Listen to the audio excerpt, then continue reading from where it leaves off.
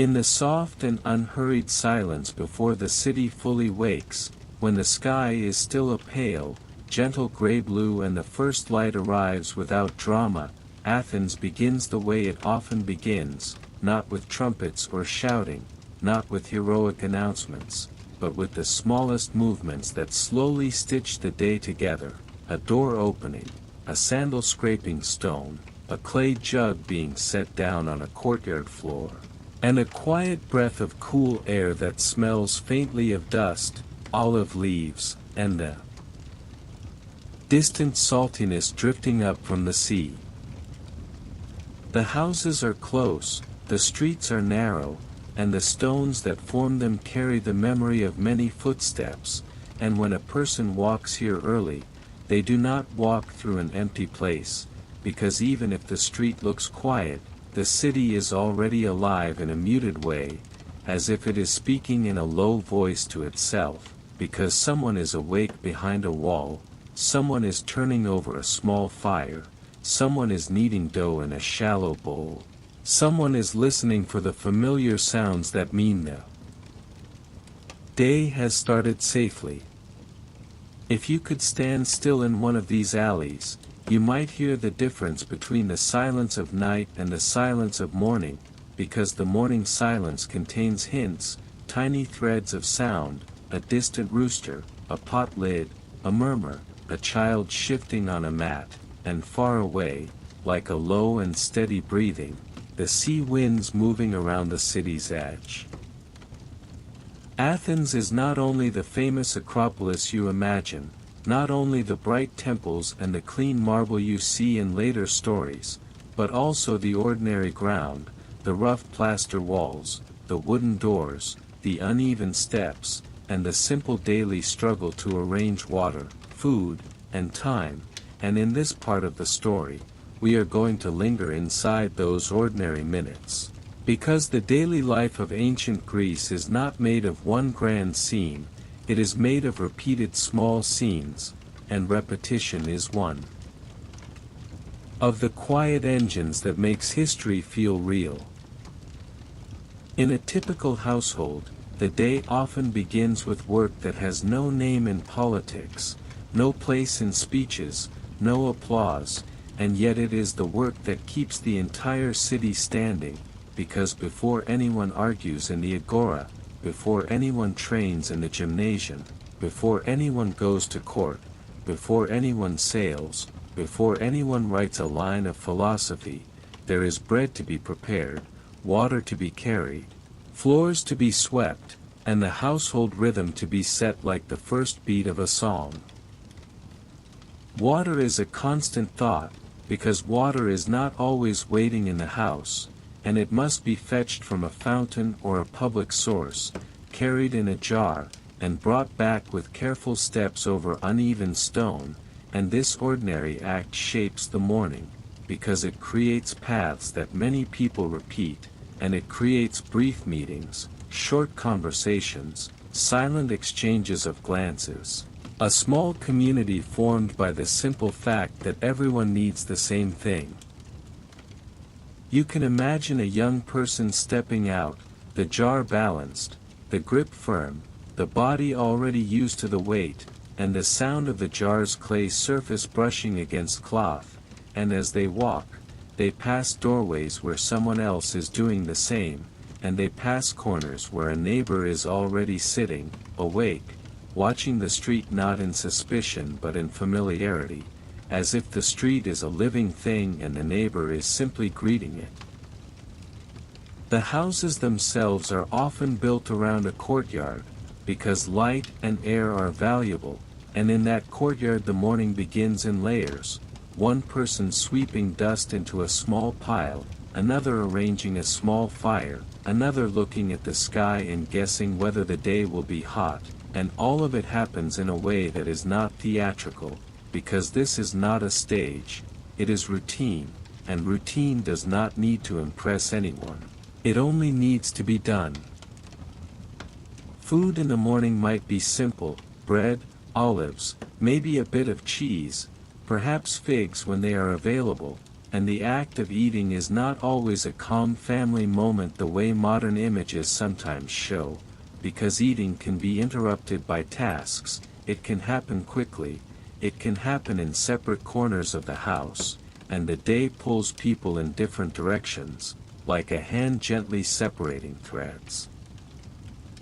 In the earliest part of the day, the city still feels like it belongs to sound rather than sight, because the light is soft and shadows are long, and you hear more than you see, and those sounds are the practical sounds of survival and order, the grinding of grain, the creak of wood, the short call of someone asking if the water is ready, the quiet response, and beyond the walls, the first faint noise of vendors beginning to set up. Because the agora does not appear suddenly, it grows into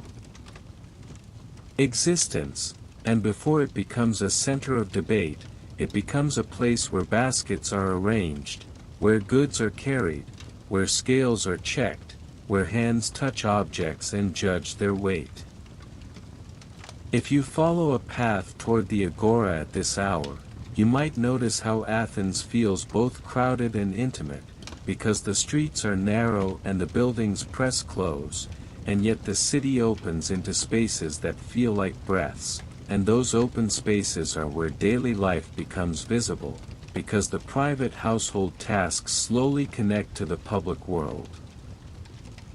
The agora is not only a marketplace, it is a nervous system, it carries information, gossip, prices, news from the port, complaints about yesterday's decision, stories about someone's relative, and all of that moves with the same ease as the movement of goods, because in Athens, talking is not a decoration, it is a function, and the skill of speaking is practiced everywhere, in small conversations as much as in formal speeches.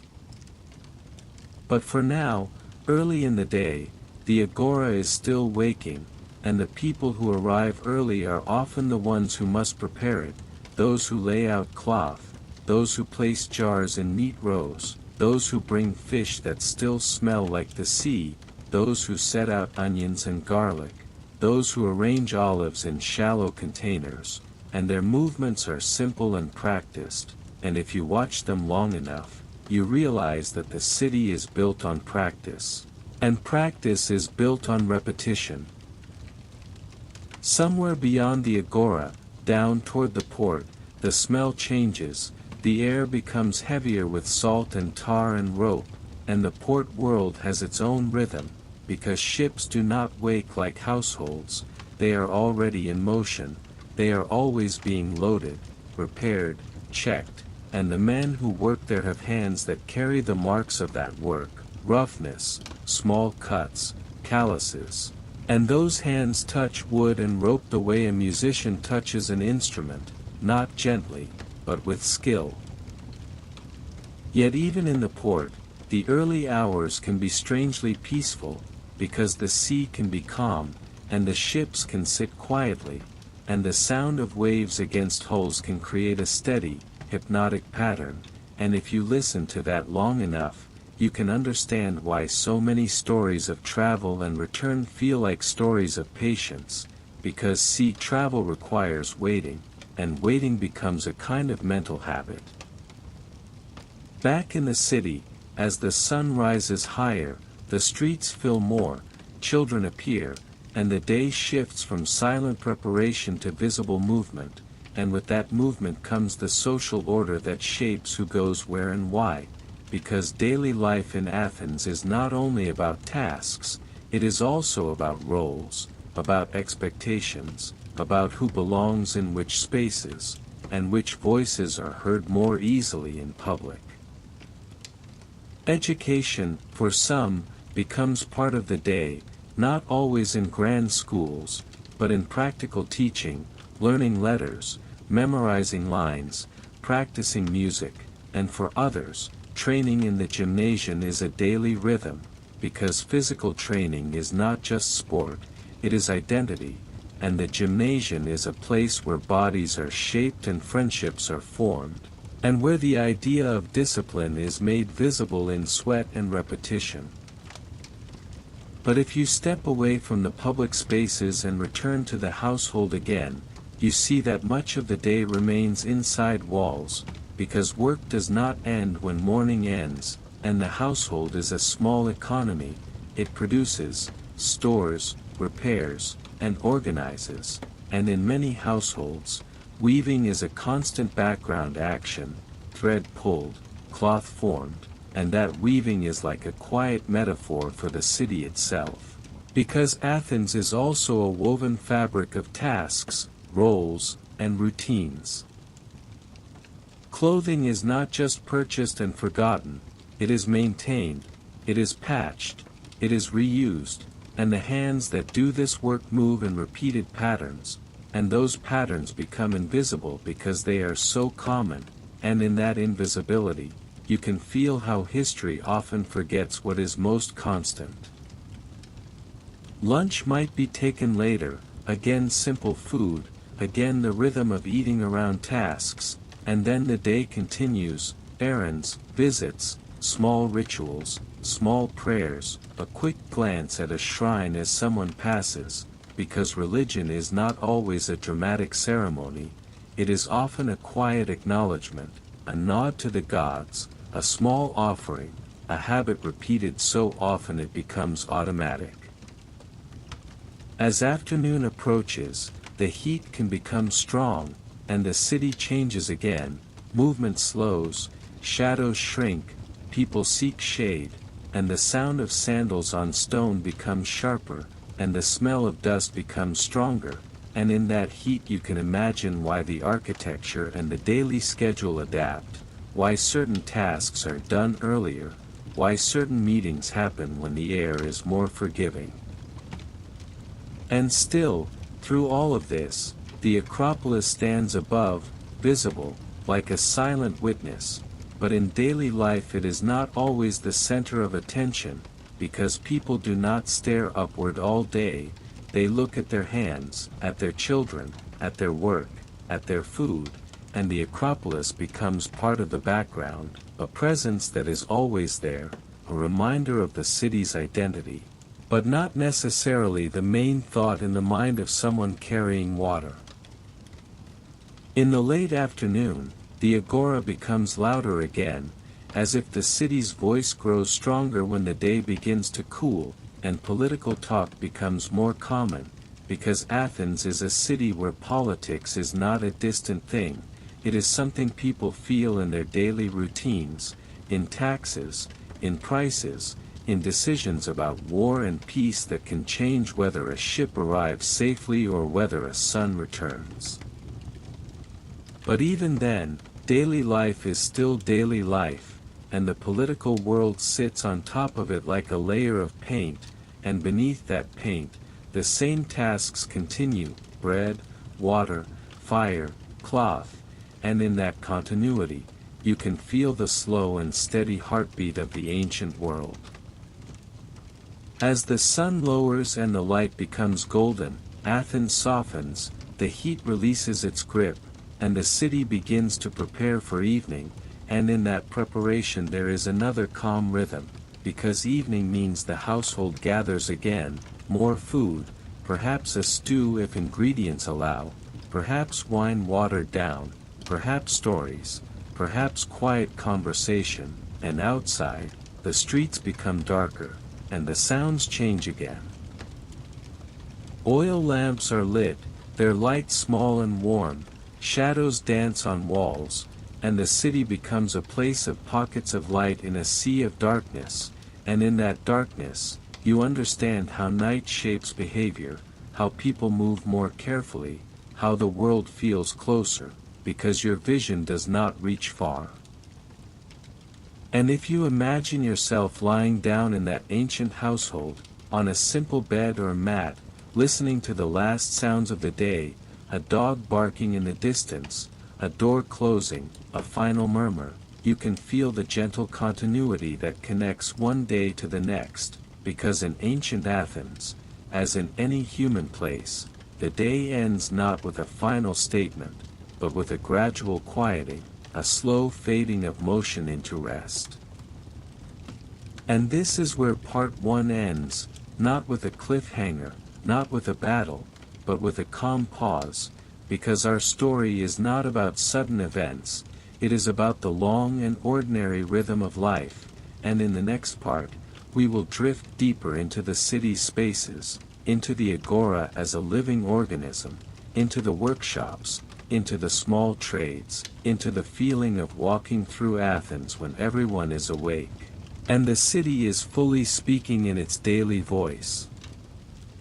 By the time the sun has climbed high enough to brighten the stone and soften the last coolness from the morning air, Athens feels less like a secret and more like a living, open thing, because now the city is fully awake, fully moving, and yet even in its movement there is a strange steadiness, a sense that this is not chaos but a practiced rhythm, the kind of rhythm that comes from thousands of people doing familiar tasks in familiar places, day after day, year after year, until the streets almost seem to remember where each foot is supposed to fall.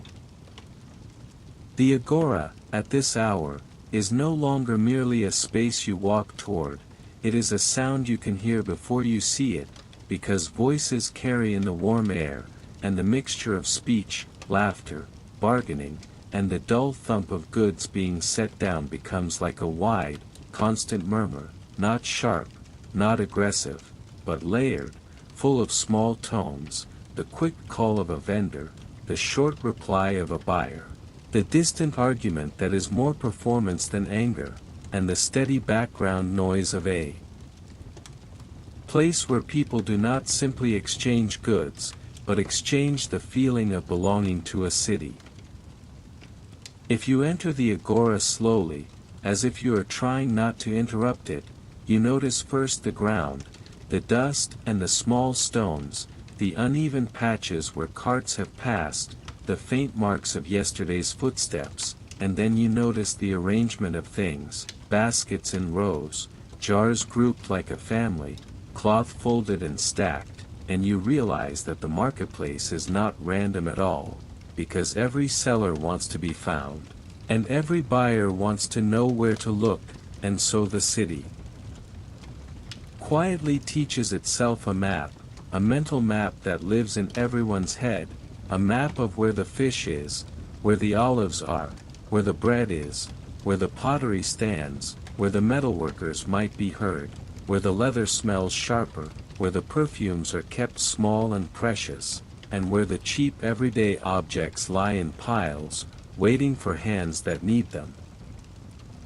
Here, in the middle of the day, you can see how the city eats, because food is visible everywhere, not as a feast but as a practical necessity, and the practical necessities are always the loudest in any human place if you pay attention long enough. Fish sits on display and draws flies in the warmth, so sellers wave them away with casual movements that seem almost unconscious, and buyers lean in, not to admire but to judge, to decide whether the smell is sea-fresh or slightly tired, whether the scales still shine, whether the eyes are clear, and those judgments happen quickly, because people have done this before, and the quicker they judge, the quicker they can move on, because the day still holds many tasks. Olives appear in many forms, whole, wrinkled, glossy, or broken into pieces for cooking, and the smell of oil drifts through the air, mixing with the smell of dust, and somewhere nearby you can catch the sharp bite of onions and garlic, and the sweeter scent of figs when they are in season, and if you are unlucky you catch the smell of a cart that has carried too much too long, and you understand in an instant that daily life in Athens is not always elegant, it is physical and sometimes messy. And people accept that the same way they accept heat and hunger, as facts of the world. Bread is common, but not always soft the way a modern person might imagine, and it is not always eaten with ceremony, because many people will buy bread and eat it while they walk, tearing pieces with their fingers, as if the act of eating is woven into the act of moving, and there is a calm practicality to this, a kind of quiet efficiency that does not feel rushed but simply normal. And then there are the objects that make the household possible, because the household is always there in the background, even in the most public space, and so you see clay bowls, small cups, larger jars for storage, lids, plates, simple tools, and woven baskets, and these objects are not just things, they are the silent structure of domestic life, because without them there is no water carried, no grain stored, no stew cooked, no oil saved, no daily rhythm maintained. The pottery sellers often stand among their own fragile worlds, surrounded by objects that can break with one careless elbow, and they speak with a different kind of attention, because they have learned to watch hands as much as faces, and when a customer picks up a cup, the seller's eyes follow the fingers, measuring how careful they are, because carelessness is expensive. Nearby, you can find cloth and clothing, not the luxury of a palace but the textiles that people actually need, and cloth is always a quiet miracle if you think about it, because it is labor turned into softness, time turned into something you can fold and carry, and so it makes sense that cloth is treated with a small respect, touched gently, held to the light, rubbed between fingers, judged by thickness, by tightness of weave, by how it might feel against skin during hot days and cooler nights. And if you drift further, you come closer to the world of crafts, the workshops, the steady pounding of metal, the rasp of wood being shaped, the smell of leather, the occasional spark, the gritty sound of a whetstone, and this part of the agora is not as clean as the part with cloth, because craft work produces fragments, tiny shavings, bits of material, soot, and the air feels heavier. And you understand that the beauty of Athens is not only in its temples, but also in its ability to tolerate work, to let work be visible, because a city that hides work cannot survive, and Athens, for all its talk of ideals, is still a place that must be maintained by hands. A blacksmith's area carries a particular sound, a repeated strike that becomes almost rhythmic, and if you stand long enough, that rhythm can become strangely soothing, like a heartbeat made of metal, because the hammer rises and falls with a familiar pattern, and the sound spreads into the air, and people pass by as if it is a normal part of the city's voice, because it is. Woodworkers, too, shape the city quietly, because wood is everywhere, indoors, in carts, in small furniture, in handles, in beams, and the act of shaping wood is slow, patient, full of measured cuts and careful smoothing, and if you watch a craftsman long enough, you realize that skill is not loud, it is controlled, it is minimal movement and maximum effect, a hand that knows how hard to press, how to angle a blade, how to look at a piece of material and understand what it wants to become. The agora is also a place where you can feel the city's mind, because people come not only to buy, but to hear, to be seen, to learn what is happening, to catch the latest rumor, to pick up a piece of information the way they pick up a piece of bread, and this hunger for news is part of Athens' identity, because the city's politics are not locked away behind walls, they spill into daily conversation. And so the marketplace becomes an unofficial newspaper, spoken rather than written, repeated rather than printed. You might hear someone mention a ship that arrived at Piraeus, and how it carried grain, or wood, or a message from somewhere far, and instantly that small piece of information becomes a thread that others pull, asking questions, adding details, repeating it to someone else, because information is valuable, and not only for power, but for practical planning, for deciding whether prices will rise, whether a certain product will be harder to find, whether it is worth buying now or waiting until tomorrow.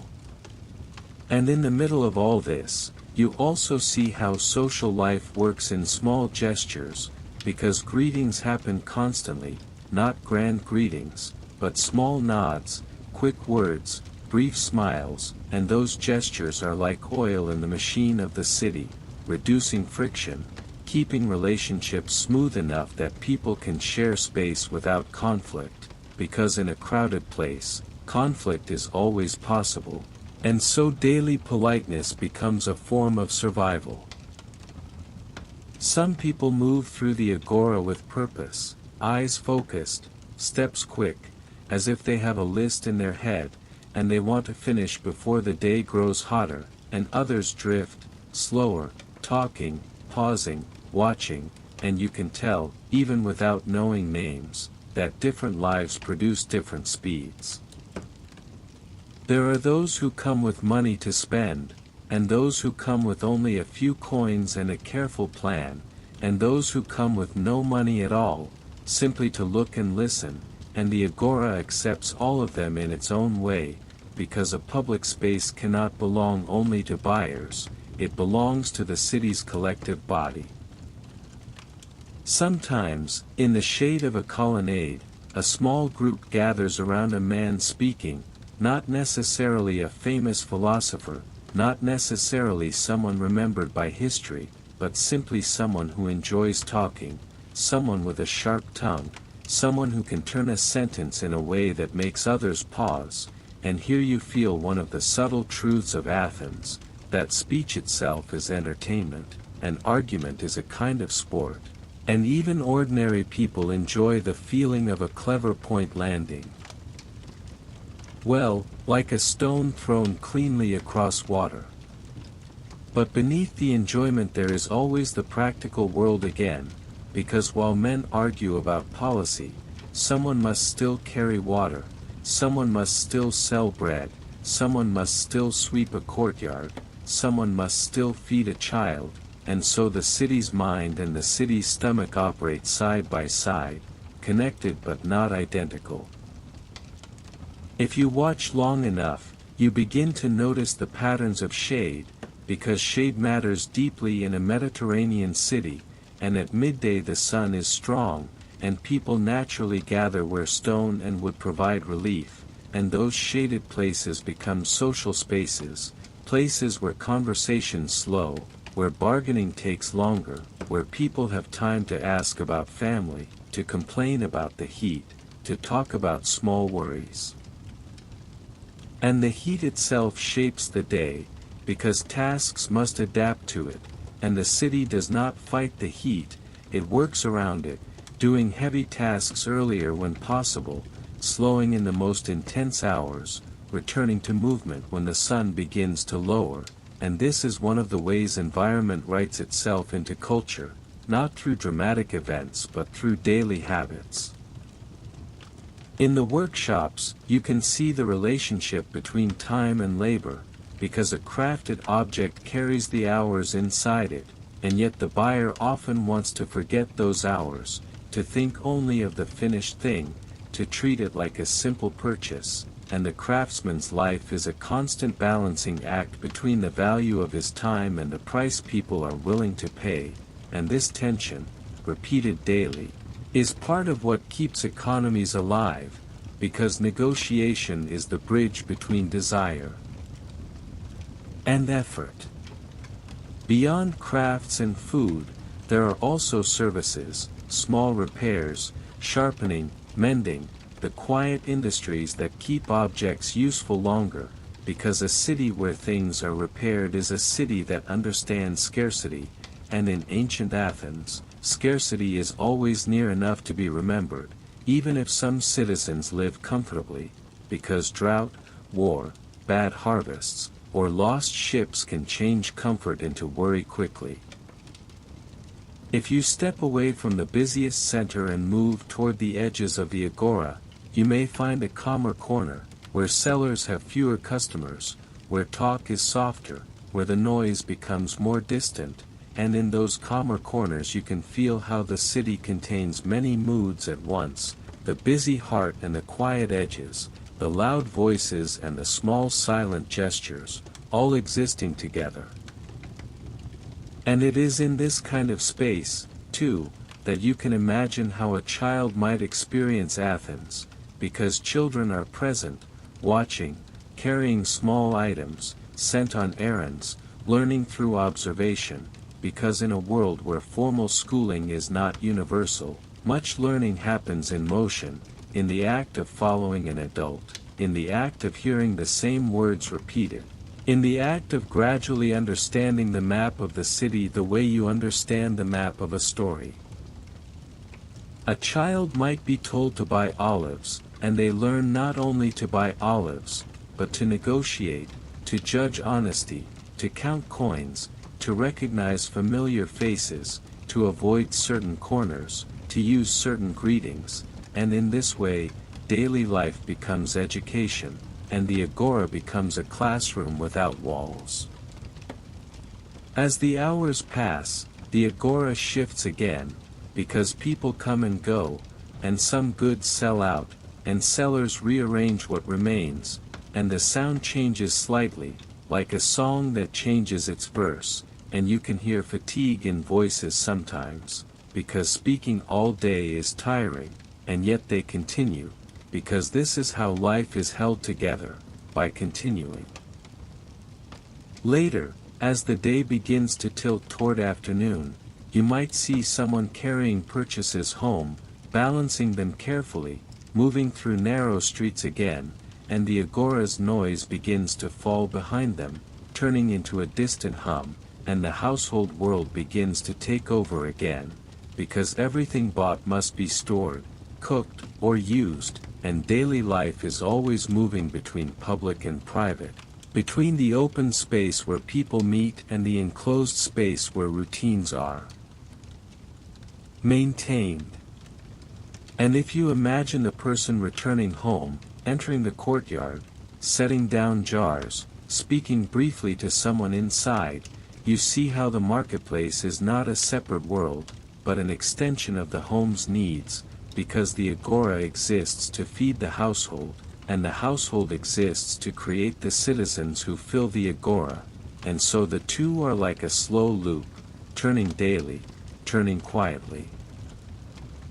Part 2 ends with that feeling, the feeling of the agora as the city's midday breath, full and warm and constant, and in Part 3 we will slide into the spaces just beyond the market, into the workshops in deeper detail, into the way craft labor organizes time, and into the calmer hours when the city's noise becomes softer, and you can hear individual sounds again, like footsteps, like tools, like the faint voice of a distant storyteller.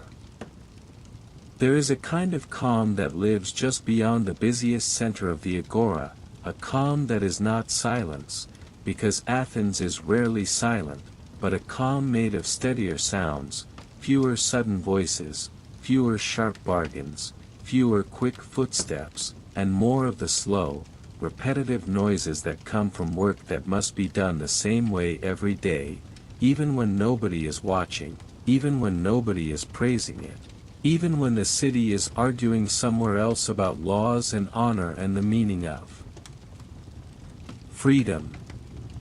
If you drift in that direction, away from the neat rows of food and cloth and small shiny objects, you begin to notice the air changing, because the smell of the market, fish, olives, dust, sweat, mixes with the smell of making, the smell of hot metal, the sour tang of tanning, the faint sweetness of wood shavings, the smoky taste of charcoal, and the dull mineral scent that clings to clay before it becomes something that can hold water.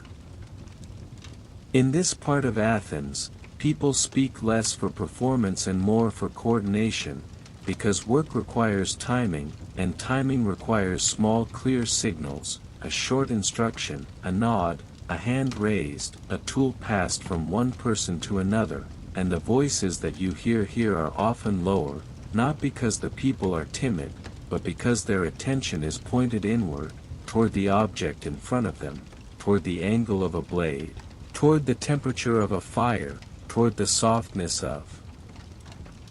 leather, toward the moment when a pot is ready to be moved without collapsing, toward the moment when metal is soft enough to bend but not so soft that it becomes useless.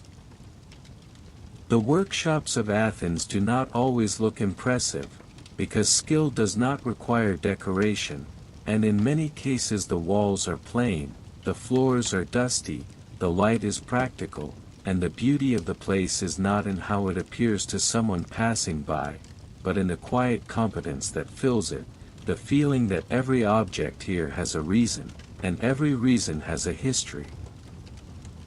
You might first come to the potters, because pottery is everywhere, and if you live in a city of clay, you learn to notice it, not as a special thing, but as the most normal thing in the world, because clay holds the city together in small ways. It holds water, it holds oil, it holds grain, it holds wine, it holds food, it holds offerings, it holds ashes, it holds the daily life of the household the way the walls hold the roof.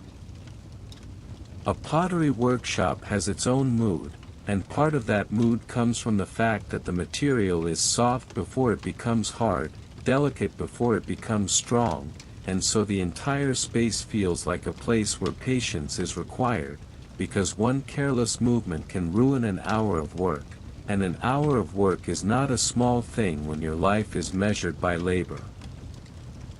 Imagine a potter seated at a wheel, and the wheel is not a modern machine, it is something turned by hand or foot, something that depends on human rhythm, and the clay sits in the center like a quiet promise, and the potter's hands are not dramatic,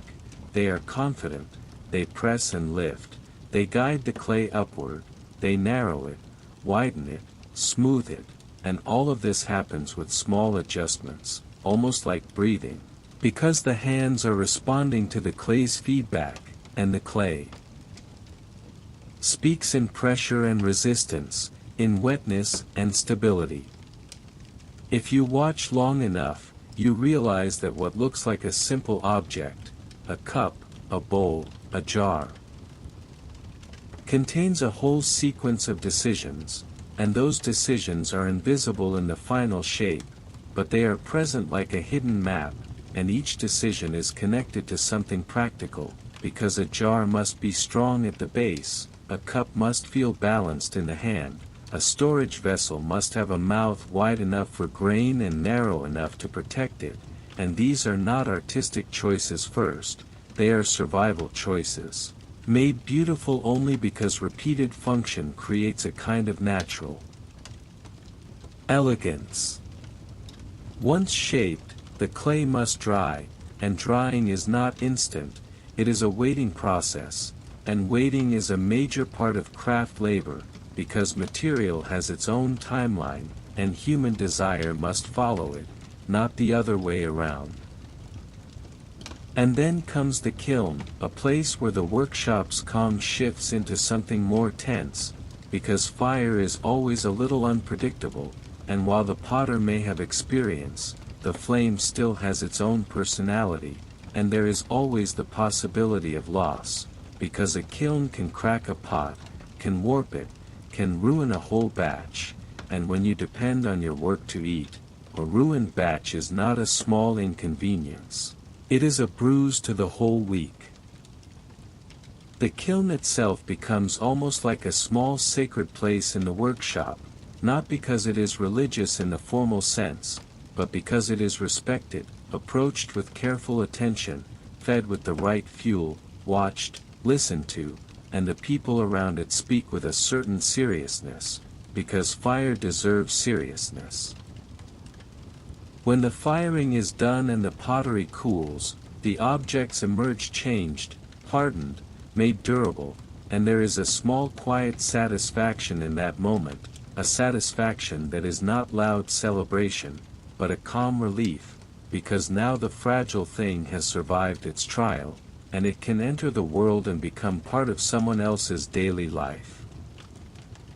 Not far from the pottery, you might hear the sharper rhythm of metal work, a sound that is more decisive, because metal announces itself, it rings, it sparks, it resists, and it requires a different kind of strength, not only physical strength, but mental strength, because the metalworker must judge heat by color, must judge softness by sound and feel, must know when to strike and when to wait, because striking too early is useless. Striking too late can break what you are trying to shape. In a metalworking area, the air often feels heavier, and your skin may feel the warmth from the fire even if you stand at a distance, because heat radiates with a steady insistence, and the people who work here are used to that. Their bodies have adapted, their movements are efficient, and they do not waste energy on unnecessary motion, because in heat you learn quickly that energy is precious. The blacksmith's tools lie arranged in a way that looks casual, but is actually deeply organized, because a tool must be found without searching, found with the speed of habit, and so the hammer, the tongs, the anvil, the bucket of water, the fuel, all of it sits in a practical relationship to the hands that need them. Sometimes the metalworker is shaping a simple object, a nail, a hook, a small blade, a ring, and sometimes the object is more important, something that will be used for war or for protection, something that carries the weight of the city's politics, because Athens is not always at peace, and even when it is never completely free from the possibility that peace will break. But in this series, we do not linger on war as spectacle, we linger on work as routine, and so even a blade here is treated like an object that must be made correctly, measured correctly, balanced correctly, because if it is not correct, it fails, and failure is not poetic, it is simply failure. When the metal is ready, it is heated and then struck, again and again, and that repeated striking can become strangely soothing if you listen without fear, because it becomes a pattern, a beat, a steady sequence, and the city itself seems to breathe with it. Between strikes, the metalworker might turn the object slightly, might change the angle, might dip it into water or oil to cool it, and the hiss of that cooling is a small reminder that creation often contains violence, not violence against people, but violence against material, a force applied to change one form into another, and human life has always been filled with this, transforming what is found in the earth into what can be used. Near the metalworkers, you might find woodworkers, and the mood changes again, because wood is quieter, softer, more cooperative in some ways, but also full of hidden surprises, knots, grain directions, small weaknesses that can split if you cut wrong, and the woodworker's craft is a craft of listening, listening not with ears, but with fingertips, with eyes, with a sense of how the grain wants to move. Woodworkers shape many of the objects that make the city feel comfortable: doors, stools, boxes, handles, parts of carts, parts of ships, and so their work touches almost every other activity. Shipbuilding, especially, draws you toward the port if you follow its scent, because shipbuilding carries the smell of tar, pitch, salt, rope fibers, and sun-warmed wood, and the sound is a mix of sawing, hammering, and shouted coordination, because larger projects require more bodies, more timing, more shared effort. But even here, even in a place where men raise beams and fit planks, there can be a calmness, because skilled work has a stabilizing effect on people, it gives them focus, and focus reduces noise in the mind, so the noise becomes purposeful rather than chaotic. If you walk from workshop to workshop, you begin to understand that Athens is not only a city of ideas, it is a city of objects, and objects are made by people whose names are mostly lost, and yet those people carried the city daily, because ideas are not eaten, ideas are not poured into cups, ideas do not keep rain out, ideas do not move cargo across water, and so the philosophical Athens. The political Athens, the theatrical Athens, all of that rests on the labor Athens, and the labor Athens is often the quietest part of the story. In the middle hours of the day, when heat presses down, workshops continue, but the pace may shift slightly, because bodies adapt by slowing in the most intense warmth, and you might see workers pause, drink water, wipe sweat, sit briefly in shade, and in those pauses the city feels more human, because you see fatigue, not as weakness, but as a natural response to sun and effort. There is also the world of small trades, the people who mend and repair, because an ancient economy depends heavily on reuse, on repair, on extending the life of a tool, a jar, a sandal, a cloak, and so you might find someone stitching leather, someone retying a broken strap, someone sharpening a knife, someone fixing a cracked pot with careful ingenuity, and each repair is like a small refusal to waste, a small act of survival. Leather work has its own smell, strong and lingering, and you might notice that people sometimes keep that work a little separate, because not everyone enjoys the scent, but everyone uses leather, sandals, belts, straps, bags, and so the leather worker remains essential even if the work is not pleasant. If you listen carefully, you will also hear the sound of counting, because commerce and craft both depend on measurement, and measurement depends on numbers, and even if most people are not scholars, many are comfortable with practical arithmetic, with counting coins, weighing goods, calculating prices, and so the city's intelligence is not only in speeches, it is in small daily math done without drama. In a workshop corner, an apprentice may be learning, not through a formal lesson, but through repetition, being told to do a simple task again and again, sweep, carry, hold, fetch, watch, and gradually the tasks shift from simple to complex, because skill is transmitted through time, and time is the most expensive teacher. The apprentice learns when to speak and when not to speak, learns to anticipate needs, learns that a tool must be returned to its place, learns that fuel must be prepared before it is needed, learns that clay must be kept at the right moisture, learns that a mistake is corrected not with anger but with doing the task again correctly. And perhaps this is one of the most peaceful parts of daily life to imagine, the quiet transfer of knowledge, because in a world without screens, without constant external noise, learning can be deeply physical, deeply present, and the workshop becomes a slow classroom where the hands grow smarter.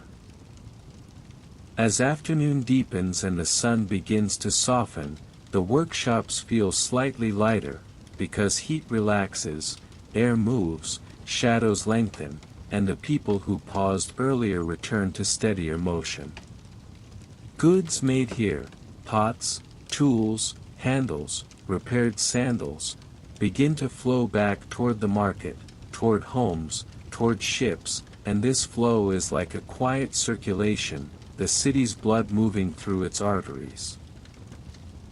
If you follow someone carrying a finished object, a stack of bowls or a bundle of wooden items, you see how objects travel short distances but long social distances, because an object leaves the maker's hands and enters someone else's life, and the maker may never see it again, may never know how it is used, and yet that object becomes part of a household routine, touched daily, washed, stored, perhaps passed down, perhaps broken and repaired, perhaps used until it is thin and tired. In this way, daily life is not only about people moving through the city, it is about objects moving through time, objects that survive longer than the conversation that bought them, objects that outlast the day that created them. As the day turns toward evening, workshops begin to prepare for closing or slowing, because light matters, and even with lamps, detailed work is harder at night, and so the end of the day includes another sequence of practical tasks: cleaning tools, covering materials, banking fires safely, storing goods, checking what needs to be done tomorrow. These closing routines are calm, almost meditative, because they mark the boundary between labor and rest, and boundaries matter, because without boundaries, the day would never end, and the body would never recover. And when the makers step out into the streets, the city looks different again, because now it is moving toward its evening mood, with more people drifting home, more voices turning softer, and the agora's intensity easing into a gentler hum. Part 3 ends here, in that shift, the shift from making to returning, from workshop heat to street air, from repetitive labor to the slow walk home, because this is the daily heartbeat we are building, a story made of ordinary minutes, ordinary tasks, ordinary objects, and in Part 4 we will move into the household again, deeper, into food preparation, family rhythms, small domestic rituals, the way an Athenian home sounds when evening arrives, and the gentle, almost hypnotic routine of night.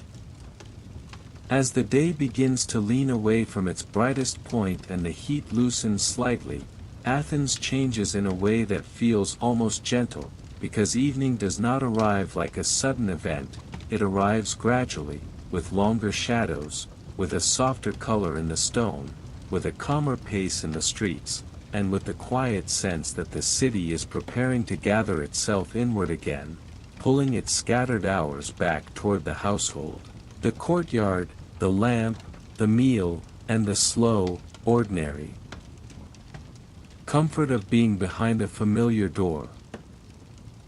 The return home is itself a small ritual, even if people do not call it that, because the same steps are repeated daily, the same path through streets that now feel cooler, the same corner where a neighbor often stands, the same patch of stone that catches the last light, the same doorway where someone pauses to adjust a bundle, to shift a jar's weight, to wipe sweat from a forearm, and then the moment of crossing from public space to private space, from the city's shared noise to the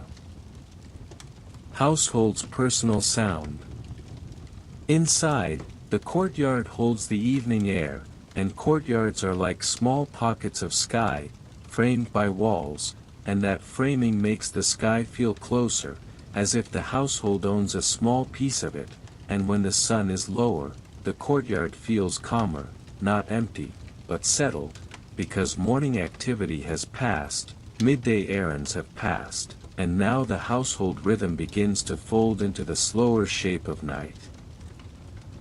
In the simplest sense, evening brings hunger again, because the body has worked, walked, carried, spoken, and the body asks for fuel with a calm insistence, and so food returns to the center of attention, not as luxury, not as festival, but as the necessary act that closes the day in a way that makes the next day possible. Cooking in an Athenian household is not always a dramatic scene of flames and smoke, though smoke is often present, and the smell of cooking does cling to walls and clothing and hair, because fire is central to daily life, and fire leaves its signature everywhere. The kitchen area, if you can call it that, may be a simple corner with a hearth, with pots, with a few tools arranged by habit rather than decoration, and the tools themselves are worn, used daily, and because they are used daily they feel almost alive, because they have become familiar to the hands that touch them. Grain may be ground again, if it needs to be, because bread is not a one-time achievement, it is a repeated requirement, and grinding grain is a sound that fits into the evening like a steady background beat, a stone turning against stone, a quiet scraping rhythm, and if you imagine hearing it every day, you can understand how it becomes normal, and normal things can be soothing precisely because they are normal. Olive oil may be poured carefully, because oil is valuable, and even in a household that is not poor, oil is treated with respect, because it represents work, cultivation, pressing, storage, and the long chain of steps that turn olives into something that can light a lamp or enrich a meal. Water is used again, for cooking, for washing, and water is never treated as infinite, because it was carried, and carrying creates memory, and memory shapes how you use what you have. A stew might be made, something that can accept many ingredients, something that can stretch, something that can become different depending on what is available, because the ancient diet is flexible and practical, and practicality is a kind of quiet intelligence. Vegetables might be chopped, onions, garlic, herbs, perhaps lentils, perhaps greens, and the smell of these foods mixes with smoke and warm stone, creating an atmosphere that feels dense and real. And if you are trying to imagine ancient Athens as a place of marble and clean lines, this is the moment that brings you back to the physical truth of the city, the smell of cooking, the grime of smoke, the warmth of fire, the ordinary mess that comes from being human. The courtyard may hold small movements, a child being given a task, fetch this, wash that, sit here, stop there, and these small instructions are like the language of the household, because the household runs on small commands and small cooperation, and everyone learns, from a young age, that the home is not a place where you only rest, it is also a place where you contribute. If there is a father or an older male figure, he may return with news from the agora, not always important news, sometimes only small talk, but even small talk matters, because it connects the household to the city, and the household, in turn, connects the city to the next generation, because what is spoken at home becomes part of a child's sense of how the world works. Sometimes the evening meal is shared more closely, sometimes it is eaten at different times by different people depending on labor and routine, but the act of eating marks the day's turn, because it is one of the few moments when work pauses enough for the body to notice itself. Food is eaten with hands, with simple utensils, perhaps with pieces of bread used to scoop, and the pace is not always slow, because hunger can make people eat quickly, but after the first hunger is satisfied, the pace can soften, conversation can appear, and this is where you can imagine the household mood becoming more intimate, more personal, less shaped by public performance. In some households, evenings may include guests or visitors, because social relationships matter, and visiting is part of maintaining them, and hospitality is one of the city's values, not always perfectly practiced, but practiced enough that it becomes a cultural expectation. When guests come, the household changes shape, becoming a slightly more public space, and this shift is managed through small actions, extra food offered, cups filled, seats arranged, and even if the visit is modest, it is still a kind of ritual, because the household is temporarily widened to include someone else. But even in a household without guests, evenings have their own rituals, small offerings, small acknowledgments, perhaps a brief prayer, perhaps a glance toward a small shrine, perhaps a simple statement spoken not loudly but sincerely, because religion in daily life is often this, not grand ceremonies every day, but small repeated acts that weave the divine into the ordinary. As the light fades, lamps become important, and the lighting of lamps is a moment that feels almost symbolic even if it is purely practical, because when a lamp is lit, the household creates its own light against the growing darkness, and that light is warm, and it changes the appearance of everything, making walls softer, making faces look calmer, making shadows long and moving. Oil lamps are small suns, fragile and steady, and the sound of a lamp being adjusted, the small clink of clay, the slight smell of oil warming, all of this becomes part of the evening atmosphere. Night in Athens is not like modern night, because modern night often still contains electric brightness, but ancient night is deeper, darker, heavier, and darkness changes what people do, because darkness narrows the world, and when the world narrows, the mind also narrows, and this narrowing can be restful. Outside, the city's sounds shift again, fewer market calls, fewer craft rhythms, more footsteps returning home, more distant voices, and sometimes, if you imagine carefully, you might hear the far sound of someone singing softly, not in a dramatic chorus, but in a personal voice, carrying through a street as they walk. Inside, the household may prepare for sleep, and preparation is not instant, because bedding must be arranged, the fire must be banked safely, tools must be put away, leftover food must be stored, water must be placed where it will be needed in the morning, because the morning will come again quickly, and if you do not prepare, the morning becomes harder. Clothing may be folded, or simply placed in the same habitual location, because habit is what saves effort, and the ancient world is full of habits precisely because habit is a form of efficiency. Children may be told stories, not always long stories, sometimes only a few lines, sometimes a repetition of something they already know, because repetition is comforting, and comfort is one of the unspoken functions of storytelling. Adults may speak quietly, perhaps about money, perhaps about tomorrow's tasks, perhaps about someone they saw in the agora, perhaps about a neighbor's situation, perhaps about the price of grain, perhaps about an upcoming festival, and these topics might sound small, but they are the threads that hold life together. If you could see the household from above, you might notice the way the lamps create islands of light, and the way people gather around those islands, because light pulls humans toward it, and darkness pushes humans inward, and so the ancient evening becomes a landscape of closeness, of quieter speech, of slower movement. As the night deepens, the last movements become smaller, a final sip of water, a final adjustment of bedding, a final glance at the door, a final check of the lamp, and then the household becomes still, not completely silent, because living bodies make sound, breath, small shifts, but still enough that the mind can rest.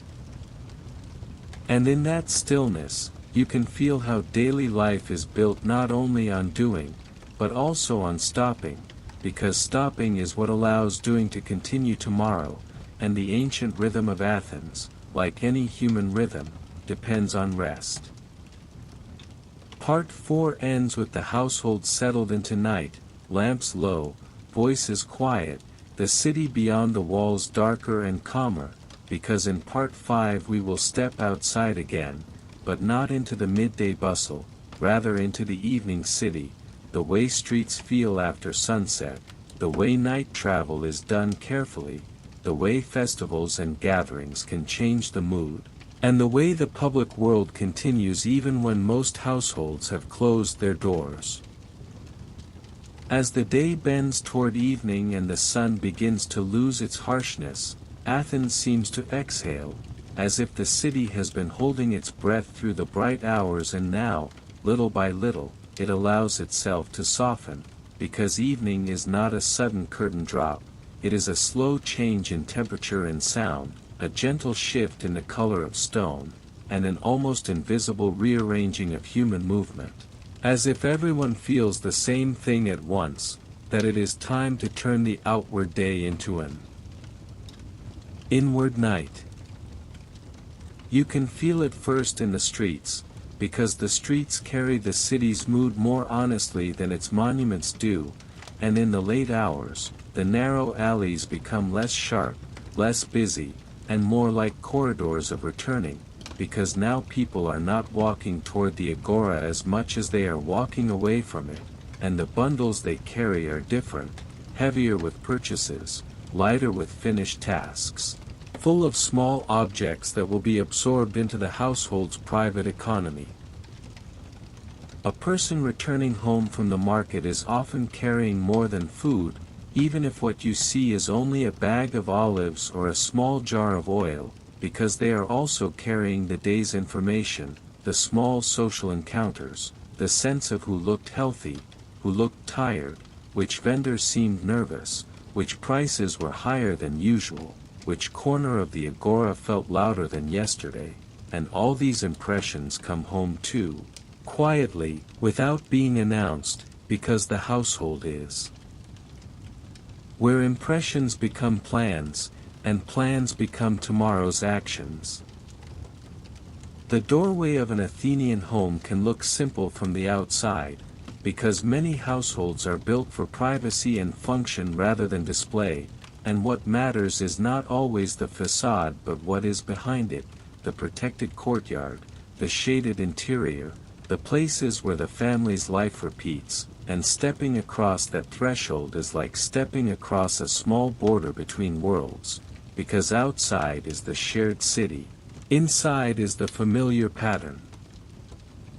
In the courtyard, evening light behaves differently, because it falls in an angle, it touches one wall more than the others, it creates a warm strip of brightness that moves slowly as time passes, and in that strip of light you might see dust floating, the small invisible particles that catch sunlight like tiny sparks, and that sight alone can make the courtyard feel calm, because it reminds you how quiet the world can be when you stop moving for a moment.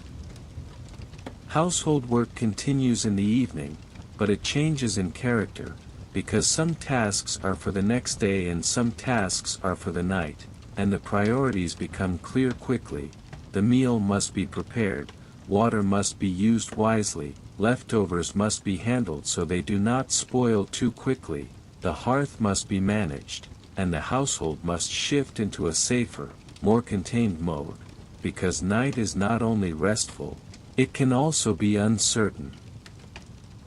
Cooking, in many homes, is both ordinary and central, because even if the city's public world is full of speeches and laws, the private world is full of hunger and satisfaction, and hunger is a powerful form of truth. The kitchen space may be nothing more than a hearth and a few pots, but it is a place where time transforms material, where raw things become edible, where heat changes texture and smell, and where the person cooking must hold the whole household in mind, not as an abstract idea, but as bodies that will be tired or hungry in different ways, and those bodies will need different amounts, different combinations, and a small miscalculation can mean someone goes to bed not fully satisfied. Grain might be ground, and the grinding is its own kind of meditation, because it is repetitive and steady, and the sound can fill the courtyard softly, stone against stone, a faint rough whisper, and the person grinding knows the feeling of it in their arms, the small fatigue that builds, the way the body's rhythm adjusts to make the work less painful, and that rhythm becomes part of the household's music. Bread is prepared not as a luxury but as a foundation, and when bread is scarce, everything feels more urgent, and when bread is present, the household relaxes, not into laziness, but into a simple sense of stability. Olive oil is poured carefully, because it is precious, and not only because it tastes good, but because it is useful for light, and light is life at night, and so oil is not wasted on dramatic gestures, it is measured by habit, poured in amounts that have been learned through experience. Perhaps lentils are cooked, perhaps barley, perhaps greens gathered or purchased, and herbs added not for sophistication but for the practical improvement of taste and digestion, and the smell of those herbs, warmed by steam, fills the household in a way that signals, without words, that evening is becoming mealtime.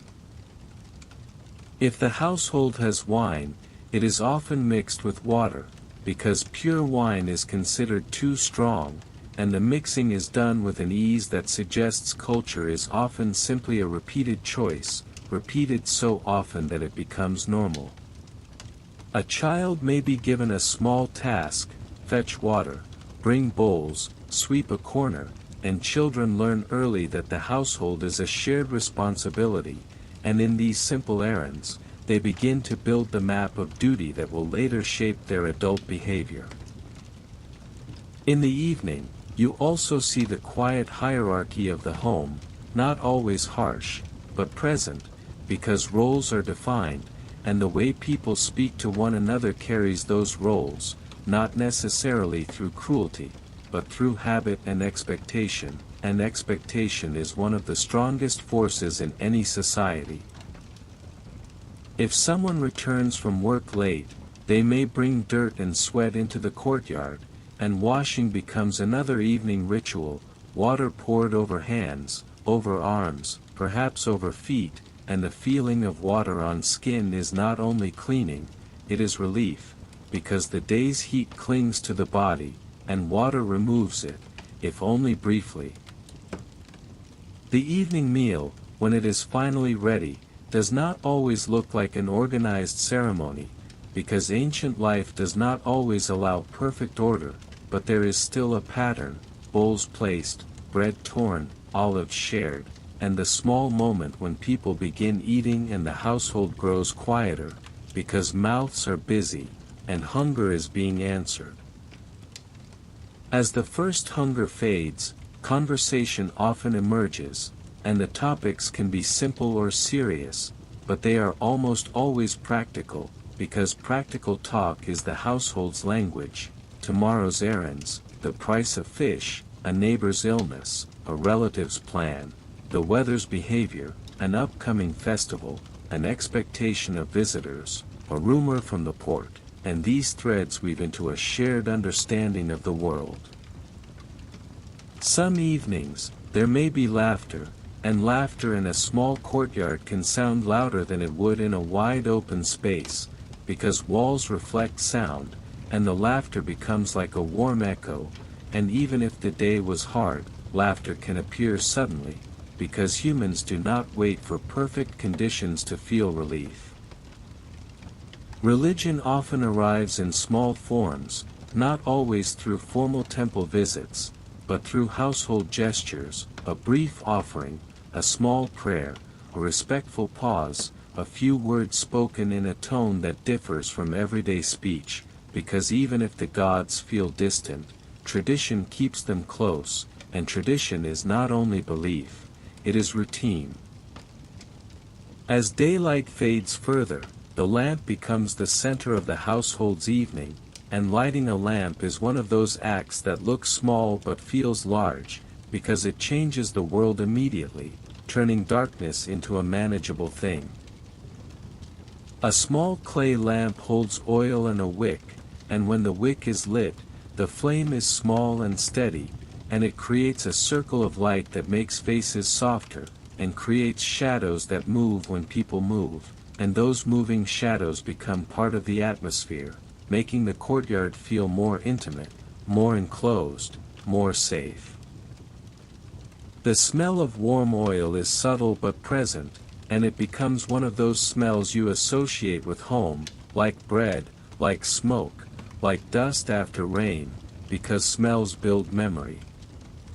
Evening work continues under lamplight, not heavy work, but small work: mending, folding, preparing, because the household never fully stops, it only changes tasks, and those tasks help tomorrow arrive with less stress. If someone is mending clothing, the needle's movement is steady, quiet, and the act of mending is like an act of respect for resources, because cloth is labor, and labor is time, and time is precious. If someone is sorting goods, placing them in storage jars, covering them, they do it with a care that comes from understanding that the next day depends on what is saved tonight. Outside the household, the city's sound is now different, and if you listen beyond the walls, you might hear fewer voices, but the voices you do hear feel more distinct, because the background noise has thinned. A distant footstep on stone can be heard more clearly at night, and a distant call carries farther, and sometimes the sound of a dog barking feels sharper, because the night air makes everything feel closer. Inside, children grow sleepy, and sleepiness is its own quiet drama, the slow drooping of posture, the rubbing of eyes, the way a child's voice becomes softer, and the way the household gently shifts to accommodate that, because children must be settled, bedding arranged, and the night must be made safe. Bedding in an Athenian household may be simple, mats, blankets, maybe a raised couch in wealthier homes, but even simple bedding becomes comforting through familiarity, because comfort is often not luxury, it is repetition. Before sleep, there are final checks. The fire is banked, not left wild, because fire is useful but dangerous. The door is secured, tools are placed where they belong, the lamp is lowered, water is placed nearby. And these small checks create a sense of control, because night can feel uncertain, and control is calming. Finally, the household settles, and the courtyard becomes still, and the lamp's flame becomes the only moving thing in the immediate world, flickering gently, breathing with the air, and in that flicker, you can imagine the ancient night as a space not filled with noise, but filled with the quiet presence of sleeping bodies, the slow rhythm of breath, and the knowledge that tomorrow will arrive whether anyone is ready or not.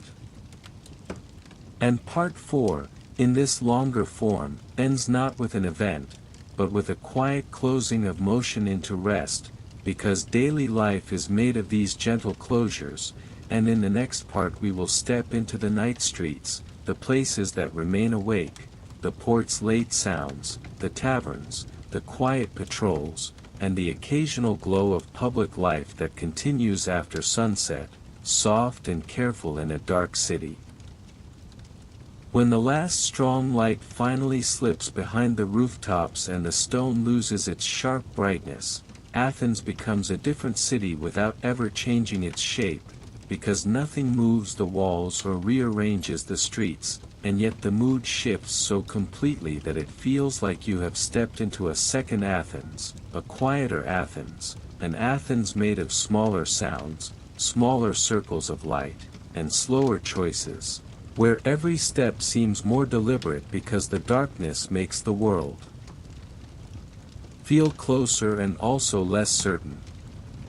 Night does not arrive with a single moment, it arrives in layers, like cloth folded over cloth, the first layer being the softer air, the second layer being the changing colors, the third layer being the thinning of the market noise, and then, finally, the deep layer, the real night, when the sky becomes a darker bowl above the city and the stars begin to show themselves, not as decoration, but as the only distant lights that are free.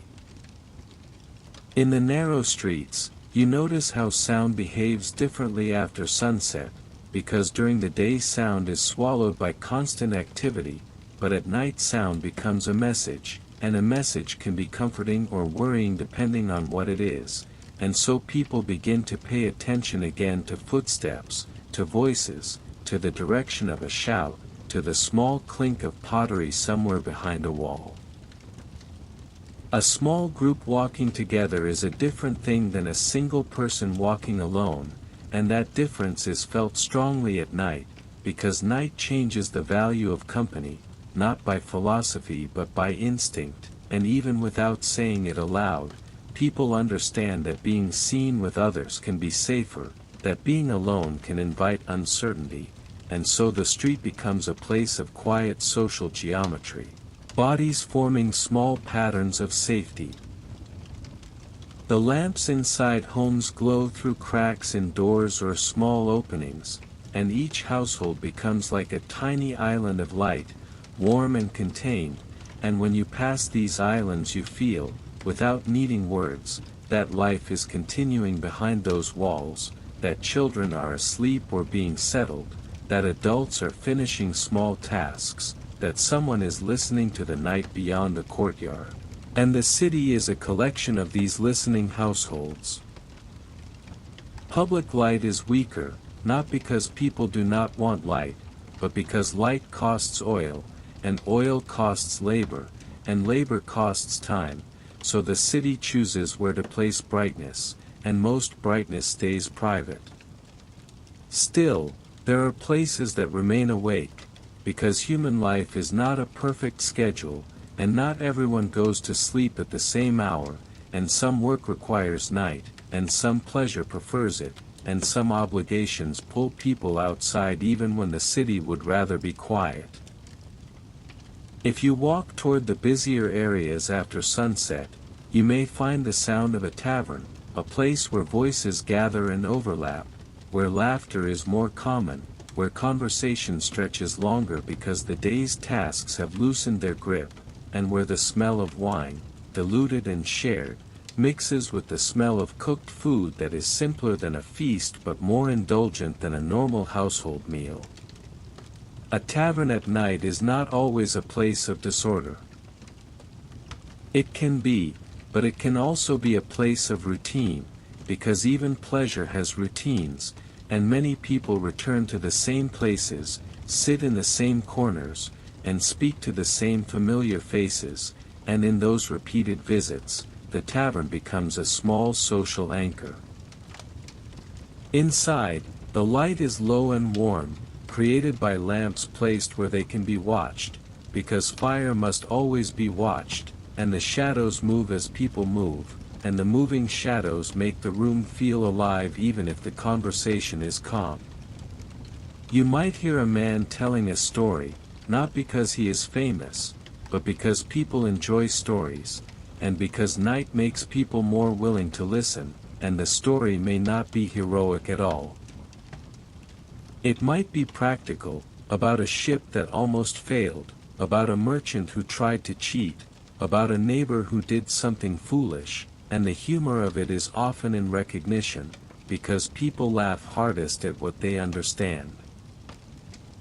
Others talk about politics softly, because politics in Athens is not locked away, it is carried into every place like dust carried on sandals, but at night politics can feel less like performance and more like worry, because worries are easier to admit when the day has ended, and a person can say, in a lower voice, that they do not like the price of grain, that they are uncertain about tomorrow's decision, that they heard a rumor from the port, and those low-voiced worries travel through social networks like smoke, thin but persistent. And while that conversation happens, the city still works in other places, because the port is rarely fully asleep.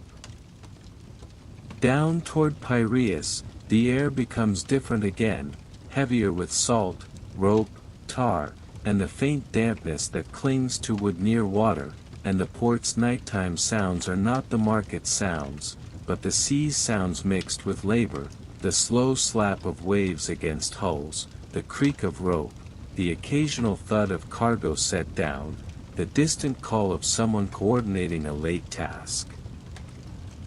At night, a ship at rest looks like a large shadow, and the sea is darker, and the horizon becomes harder to distinguish, and because sight becomes less helpful, sound becomes more important, so sailors and workers listen carefully to the language of the water, the change in wave rhythm, the sudden noise of something scraping, the movement of wind against sailcloth, and these are small signals that can mean safety or danger. Some ships arrive late, not because they chose to, but because the sea chose their schedule, because the sea's mood and the wind's direction decide more than human plans, and an arrival at night can bring urgency, because cargo must sometimes be secured quickly, and news must sometimes be delivered quickly, and so even as many Athenians sleep, a smaller Athens remains awake near the water, operating in quiet efficiency. A merchant might step onto the dock and look for a familiar face, and the familiarity matters more at night, because the darkness makes everyone look like a stranger until they speak. A guard might walk a slow route, not rushing, because a guard who rushes misses details, and night work is about details. The guards of Athens, where they exist, are not always romantic figures, not always heroic. They are part of the city's maintenance, like street cleaning and water supply, and their presence is meant to discourage the small crimes that thrive in darkness, theft, mischief, quiet violence, because where people gather, problems gather too, and the city understands that. But the city does not only fear the night, it also uses it. Night can be a time for quieter religious activity, smaller rituals, private offerings, and the kind of devotion that does not need an audience, because while festivals exist and public ceremonies exist, there is also a calmer relationship with the divine that fits better into darkness, because darkness feels mysterious, and mystery invites reverence. A person passing a small shrine may stop briefly, not long enough to become a spectacle, but long enough to touch the habit, to place a small offering, to whisper a request, to acknowledge that life is uncertain and the gods, whether real or symbolic, represent the city's attempt to make uncertainty feel manageable. Sometimes, the night also carries festivals, and festivals change everything, because a festival can turn the dark city into a moving light, with torches, music, and crowds, and in those moments, the street becomes a river of people, and the usual quiet rules loosen, and the city feels almost younger, playful, louder. But even festivals have structure, because ritual has structure, and the procession follows a known path, and people know where to stand, and what to sing, and which gestures matter, and the power of it is not only in excitement, but in the repetition, in the fact that people have done this before and will do it again, and so the festival becomes another way the city repeats itself into stability.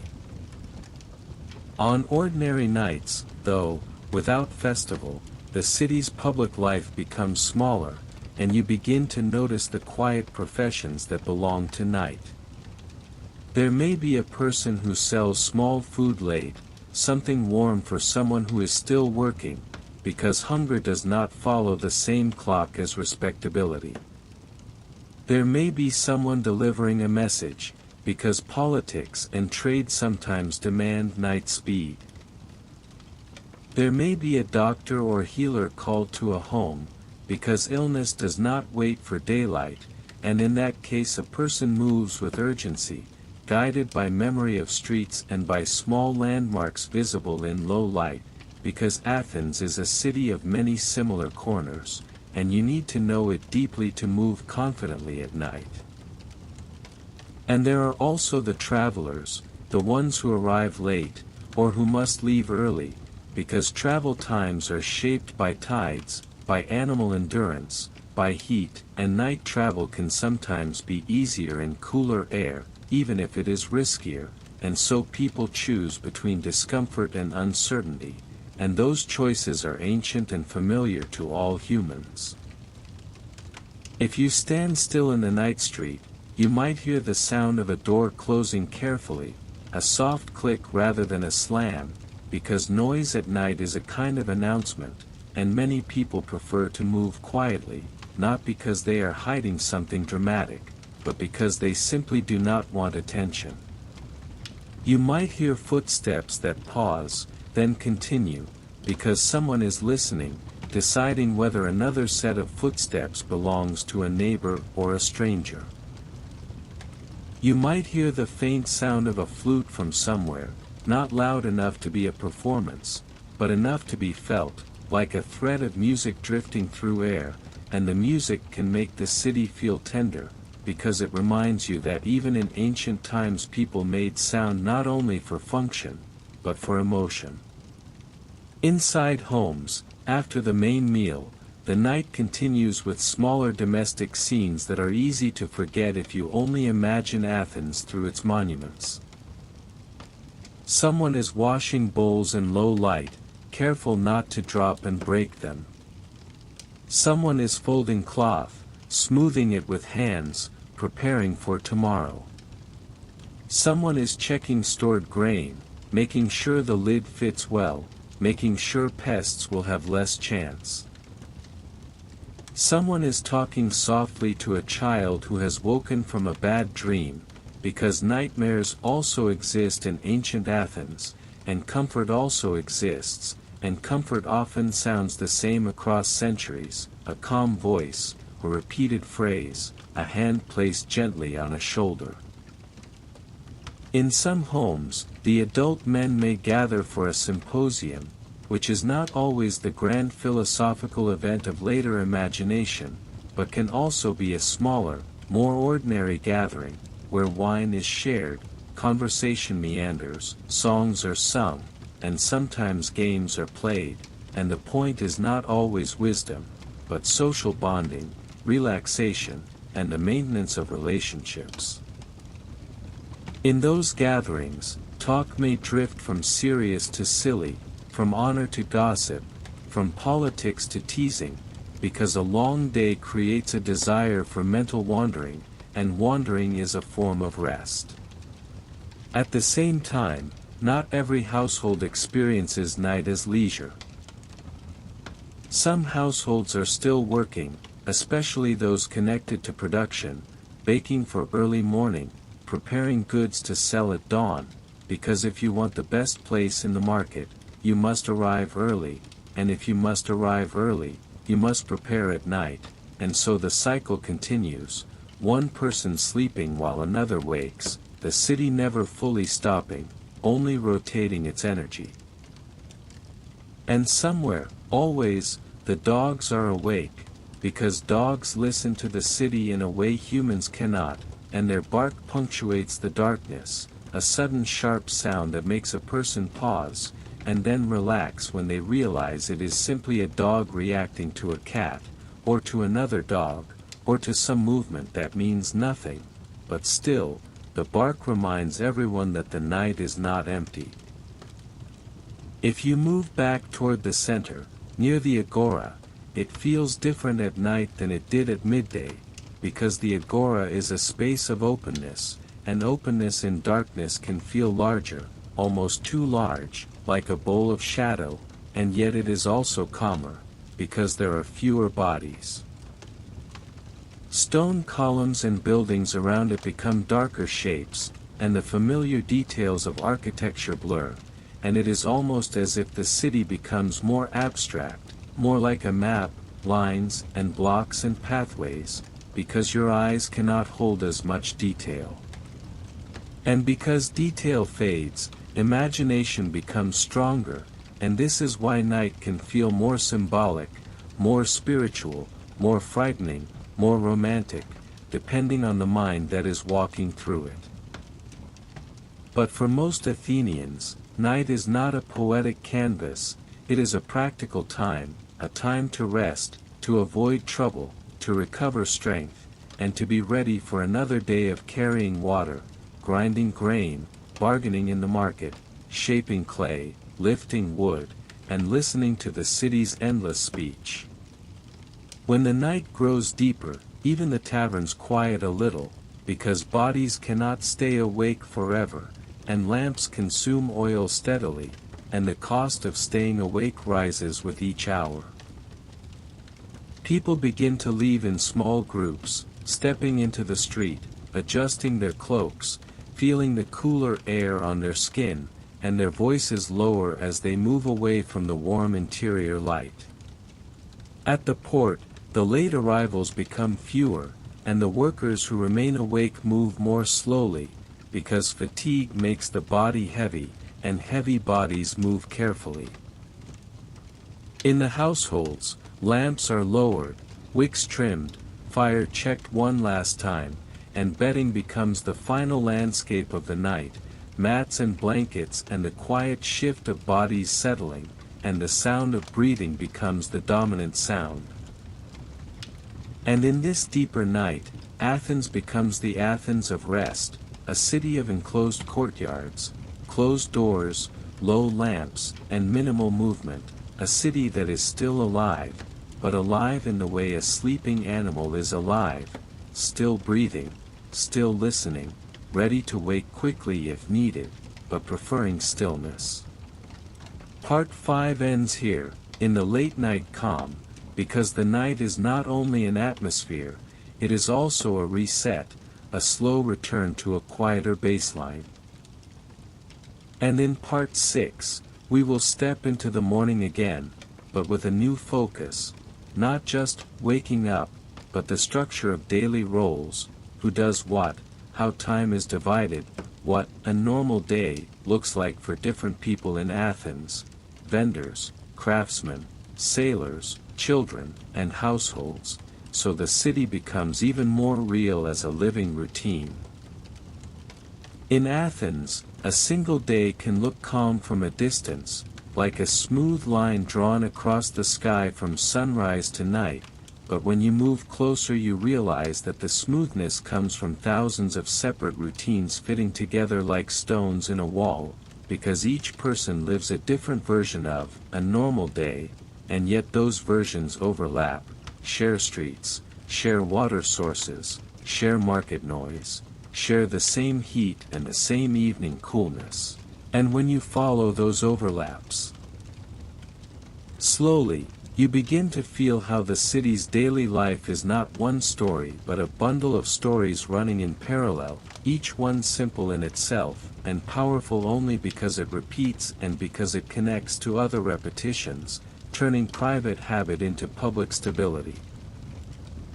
A vendor's day, for example, begins earlier than the day of someone who has the privilege of waiting, because to sell well you must arrive before the crowd settles, and to arrive before the crowd settles you must prepare while others still sleep, and so the vendor wakes in the dim, cool hour when the courtyard feels like a small cave of shadow, and the first sounds are quiet and practical, a clay jar moved carefully, a cloth folded, a basket checked, a small counting of coins, and then the vendor steps into the street with the familiar mixture of sleepiness and alertness, because a seller must be awake in the mind even when the body would rather remain still, and the walk toward the agora is not only a walk through space but a walk into a role that demands voice, patience, and a sharp eye for human moods. Once the vendor arrives, the day becomes a choreography of arranging and watching, because goods must be displayed to be noticed but also protected to avoid loss, and so the seller's hands move constantly, straightening, wiping dust, adjusting a pile of olives so it looks fuller, checking that fish remains presentable, covering something briefly when sun strikes too strongly, and all the while scanning faces, reading the difference between a curious look and a decisive buyer, judging whether someone is bargaining from need or from habit, and remembering who is trustworthy, because in a city where talk is constant and relationships are repeated, reputation is a form of currency that can be as valuable as metal. Not far away, the potter lives a different daily rhythm, less dependent on crowds and more dependent on material, because clay and fire decide the schedule as much as humans do, and the potter's morning may begin with checking yesterday's work, touching a vessel lightly to feel whether it has dried enough, inspecting for cracks that will become disasters later if ignored, preparing new clay by kneading it to remove air, and moving with the steady patience of someone who knows that haste makes waste, because a rushed pot collapses, and a collapsed pot is not only a broken object but a lost hour, and a lost hour is a lost portion of life when life is measured by how much your hands can produce. When the potter works at the wheel, the day becomes a long sequence of focused motions that do not look dramatic but are deeply skilled, because shaping clay is like shaping time, you cannot force it without consequence, and you cannot leave it without losing it, so you stay with it in that narrow balance where the hands guide but do not fight, and the mind stays quiet enough to feel small changes in pressure. And then, when the shaping is done, the potter's attention shifts to waiting and planning, because drying must be watched, firing must be scheduled, fuel must be prepared, and the kiln must be treated almost like an unpredictable neighbor, respected, understood, and never fully trusted, since a kiln can reward you with a perfect batch or punish you with ruined work, and the difference can come from the smallest change in heat or airflow.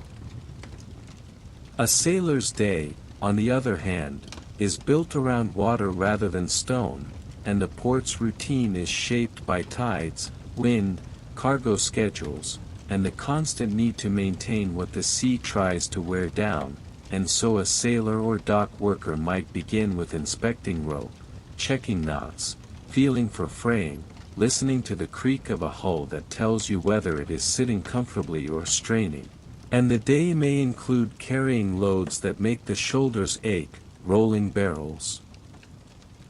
dragging nets, spreading tar, replacing a plank, and doing all of it with an eye on the horizon, because the horizon is not scenery in a port city, it is information. It tells you whether a ship is coming, whether weather is shifting, whether the day will become calm or difficult, and this constant scanning builds a particular kind of mind, a mind that is practical, patient, and used to uncertainty. For a child, daily life in Athens is less about production and more about absorption, because childhood is partly work and partly learning, and learning often happens not through formal lessons but through watching and copying, through being sent on errands and being corrected when you do them wrong, through hearing adults speak and gradually understanding which words matter more, and so a child might begin the day with a simple task: fetch water, carry bread, bring a message, sweep a corner.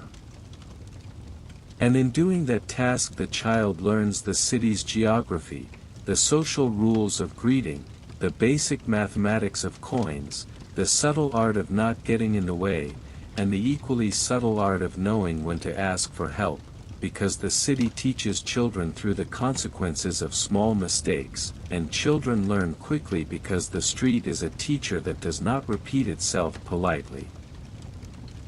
In many households, the daily rhythm is also shaped by roles that are not always spoken out loud but are always felt, because someone must manage the domestic economy, someone must decide what to buy and what to save, someone must keep track of food, oil, cloth, tools, and the countless small objects that allow a household to function, and this invisible accounting is a form of intelligence that rarely appears in public speeches. And yet it is what allows public life to exist, because a citizen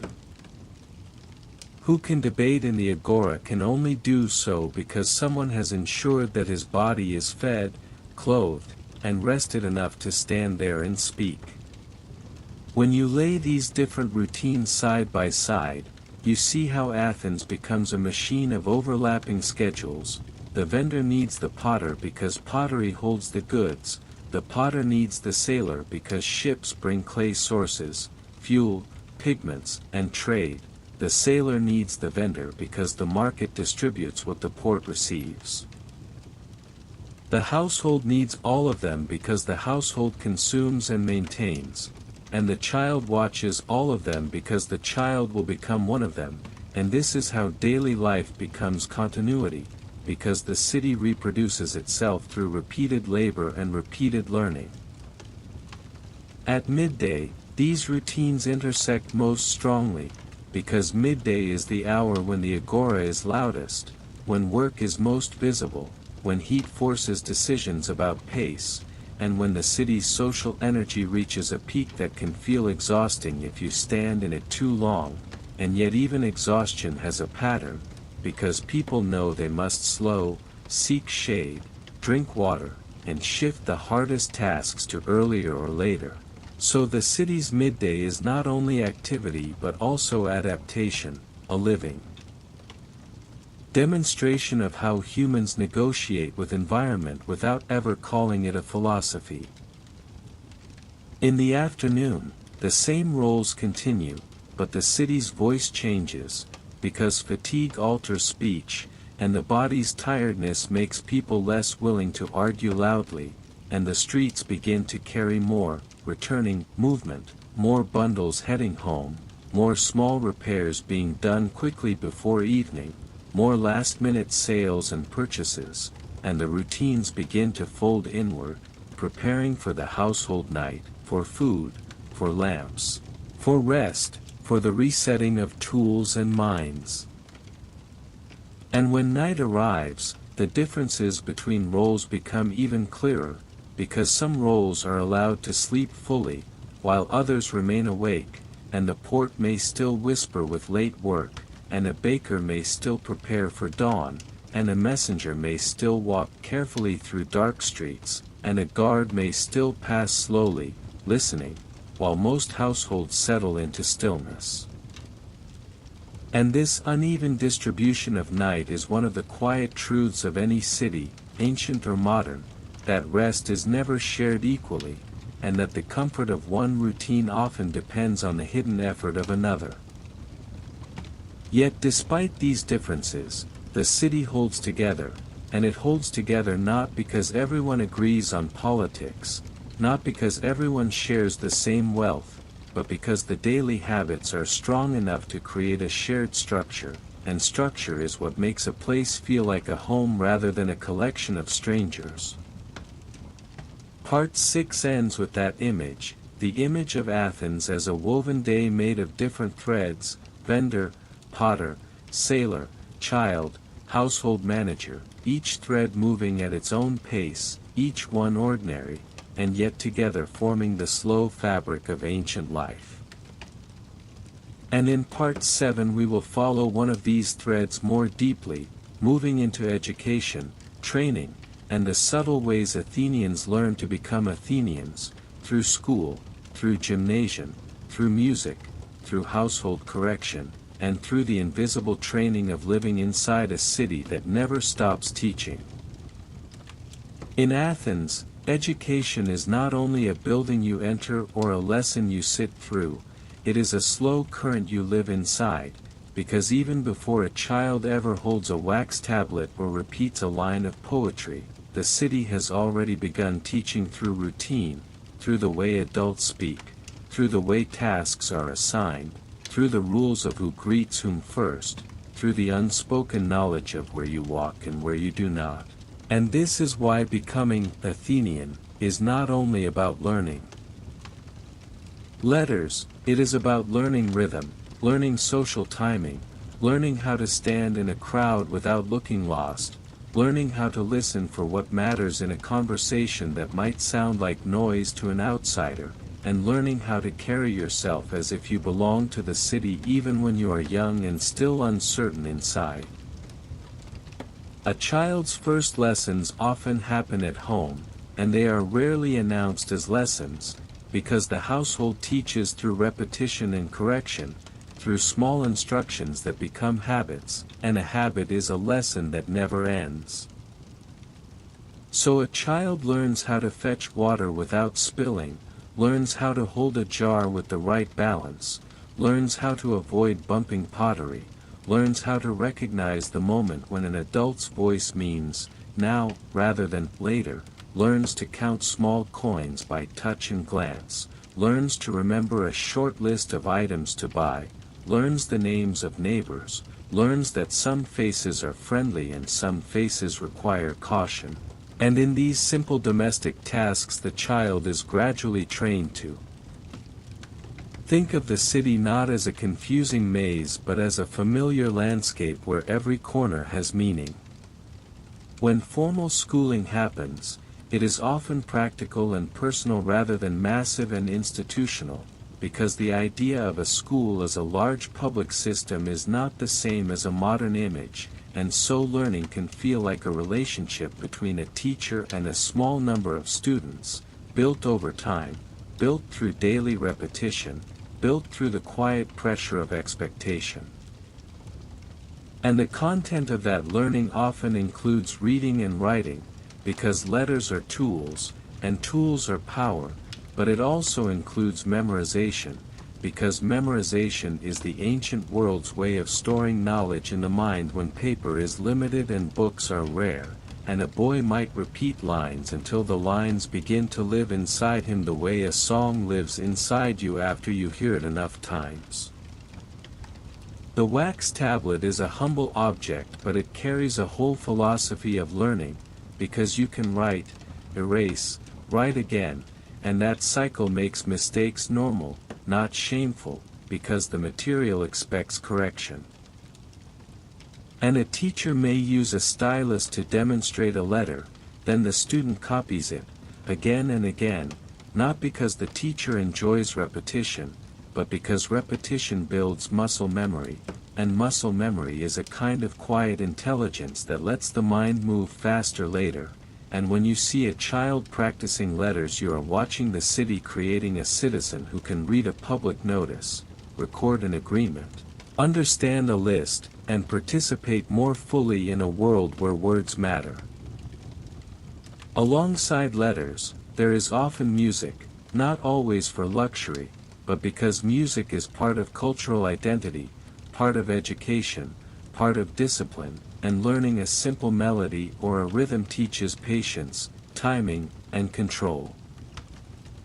The lyre, for example, becomes not just an instrument but a device for training the hands to obey the mind, and training the mind to stay calm under repetition. And if you listen from outside a small teaching space, you might hear the same pattern played again and again, with small errors that slowly disappear, and that slow disappearance of error is one of the quiet miracles of practice, because it shows how humans reshape themselves without dramatic transformation, only through daily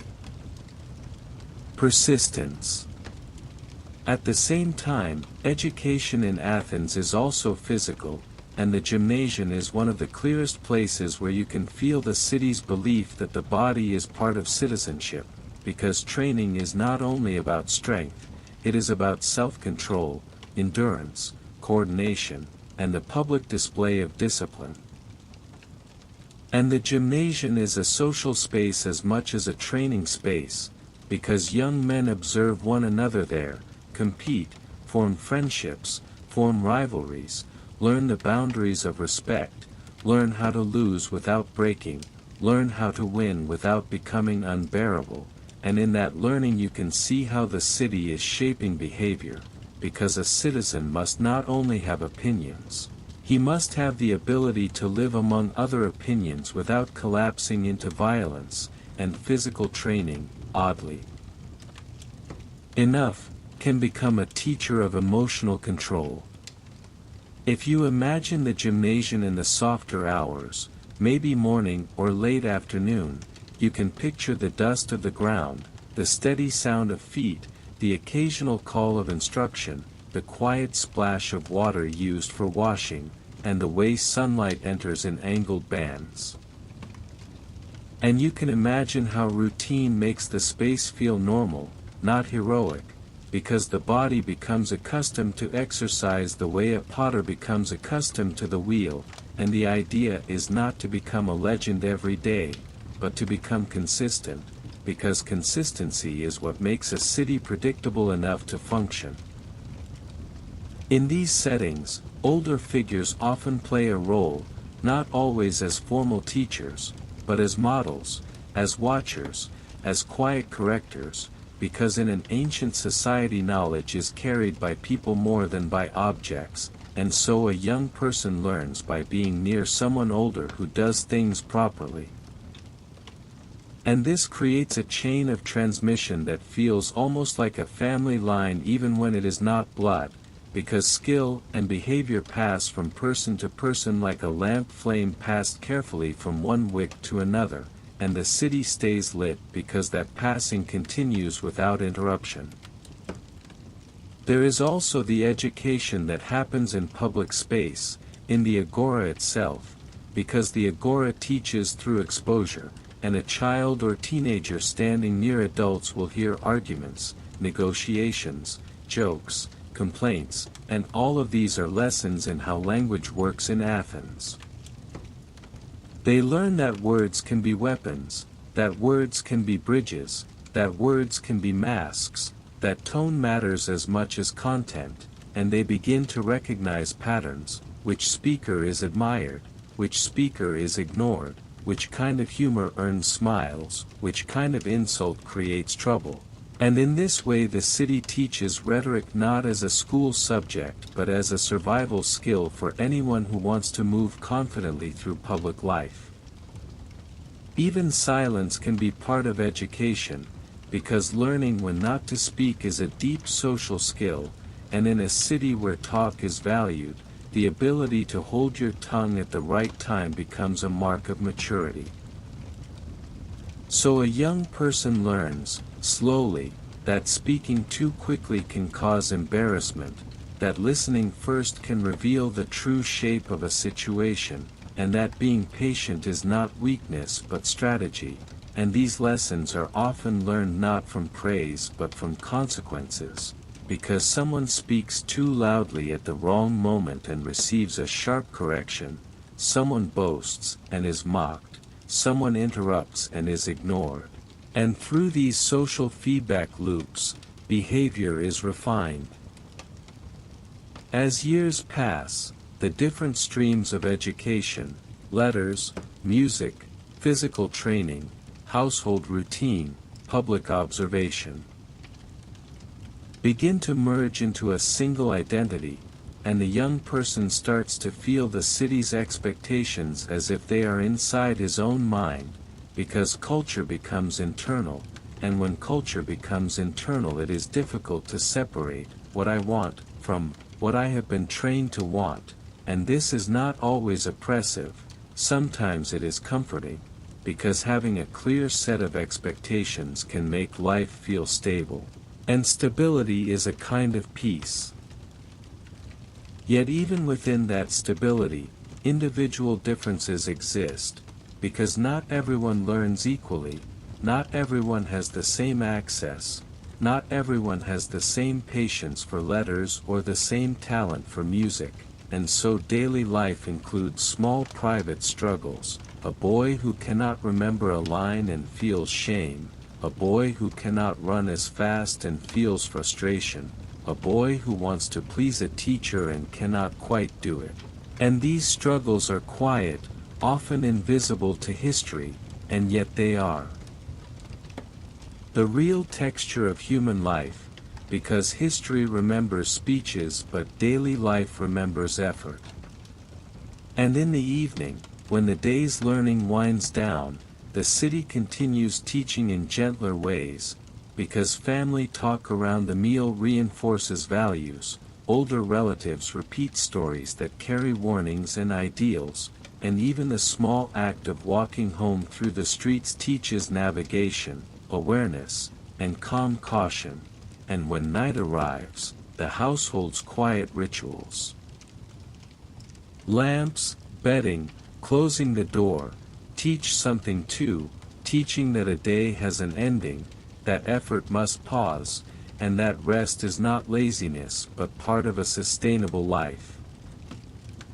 Part 7 ends with that sense that education in Athens is everywhere, not confined, not separated cleanly from daily routine, but woven into it, and in Part 8 we will move into the broader calendar of daily life, the way weeks and seasons and festivals shape the city's rhythm, how market days feel different from ordinary days, how religious events change the streets, how harvest and scarcity are felt in price and mood, and how the year itself becomes a quiet structure that holds Athenian life together the way the household holds the day. In Athens, a normal day is never completely alone, because every day sits inside a larger rhythm, and that larger rhythm is the year itself, the slow turning of seasons that quietly changes what people eat, how they work, how the city smells, what the streets sound like, and even how the mind feels when it wakes. And if daily life is the city's heartbeat, then the seasons are the city's breathing, expanding and tightening, warm and cool, generous and scarce, shaping the ordinary without needing to announce themselves. In the warmer months, the day begins earlier because heat makes waiting feel expensive, and the city learns to move when the air is still soft, so you imagine the same narrow streets you already know, but now the morning feels lighter, faster, as if Athens has learned to steal extra hours from the coolness before the sun becomes heavy. Market stalls fill with foods that do not survive winter the same way, greens and fruits that appear for a while and then vanish again, and their temporary presence teaches everyone a quiet lesson about time, because what is abundant today may be rare later, and the wise household learns not only to enjoy but to plan, to store what can be stored, to dry what can be dried, to save oil, to protect grain. Because scarcity is always a possibility somewhere behind the bright day. In cooler months, the city's pace changes, and the streets feel different under a softer sun, and the household becomes even more central because warmth is not automatic, it must be made with fire, and fire must be fed with fuel, and fuel requires money or labor or both. So you imagine more time spent near the hearth, more careful use of resources, more attention to simple comforts like a thicker cloak, a warmer meal, a place inside where the wind cannot reach, and when you picture an Athenian home in that season, you see how daily life can lean inward, becoming quieter, less scattered, as if the city's energy is being conserved. But seasons are not only about weather. They are also about work and timing, because agriculture is the unseen foundation beneath the urban story, and even in a city known for speeches and philosophy, the reality of food production is never far. Grain must come from somewhere, olives must be harvested, vineyards must be managed, and when the harvest is good, the market feels calmer and prices feel kinder, and when the harvest is bad, worry enters the city in a practical form, not as abstract fear but as higher costs, thinner meals, and tense conversations around the household lamp. And that is one of the most important truths about a city like Athens. The grand public world depends on the quiet private world, and the quiet private world depends on the unpredictable natural world, so even when an Athenian stands in the agora and argues about policy, somewhere in his mind there is a shadow of the harvest, because no city can debate comfortably when bread is uncertain. Within this yearly rhythm, festivals arrive like bright knots tied into the rope of time, not constantly, not every day, but often enough to remind people that life is not only labor, and festivals change the city's texture because they reorganize attention, turning routine into ceremony, turning streets into processions, turning ordinary speech into chants or songs, and turning the shared public space into something that feels, for a moment, unified. On festival days, you can imagine Athens looking slightly different even before anything starts, because people prepare their bodies and their clothing, households become busier in a specific way, food is arranged differently, offerings are considered, schedules shift. And then when the festival begins, the city's normal noise becomes a different noise, a purposeful noise, a crowd noise, and it is not only joy, it is also participation, because public ritual is a way of saying, we belong to the same story, even if people disagree about everything else. Temples and shrines become more active, and the city's sacred spaces move from background presence to foreground attention. But even here, it is helpful to imagine the practical details rather than only the grandeur, the time it takes to walk there, the heat or coolness of the day, the feeling of standing in a crowd, the smell of incense or smoke, the way a child shifts impatiently, the way an older person watches carefully, the way people glance at one another to see who is present, because festivals are also social mirrors, showing the city to itself. And between major festivals, there are smaller religious habits that never fully stop, little offerings, small prayers, quick acknowledgments when someone passes a shrine, because belief is often repeated quietly, not only celebrated loudly, and the repetition matters, because repetition makes a culture feel stable, and stability makes daily life feel survivable. The year also shapes the city through trade, because ships come and go with seasons and weather, and when the sea is friendlier, the port feels more alive, and when storms are more likely, the port's energy becomes cautious, and that caution moves inland through the market, affecting which goods appear and how expensive they are, and you can imagine the city responding to this the way a body responds to temperature, adjusting without formal meetings, simply by changing choices. Buying earlier, saving more, substituting one food for another, repairing old items rather than replacing them.